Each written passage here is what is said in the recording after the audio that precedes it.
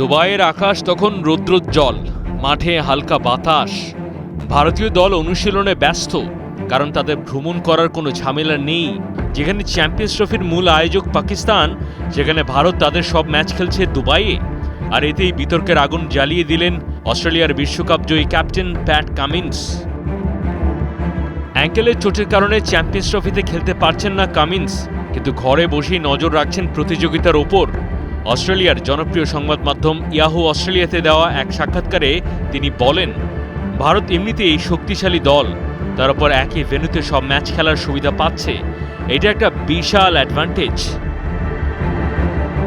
ভারত পাকিস্তানের রাজনৈতিক বৈরিতার কারণে চ্যাম্পিয়ন্স ট্রফির আয়োজনে দেখা দেয় সংকট। শেষ পর্যন্ত সমাধান আসে হাইব্রিড মডেলে।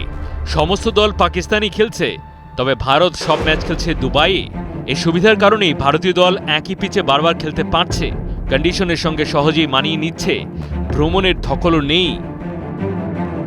2023 বিশ্বকাপ ফাইনালে ভারতের বিপক্ষে কামিন্সের অস্ট্রেলিয়া সমর্থ ভারতীয় সাপোর্টারদের স্তব্ধ করে দিয়েছিল।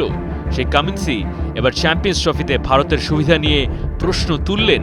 তবে ভারত কি সত্যি সুবিধা পাচ্ছে, নাকি শক্তিমত্তার প্রমাণ দিচ্ছে, সেটাই এখন আলোচনার মূল বিষয়। মাহদি হাসান, 71।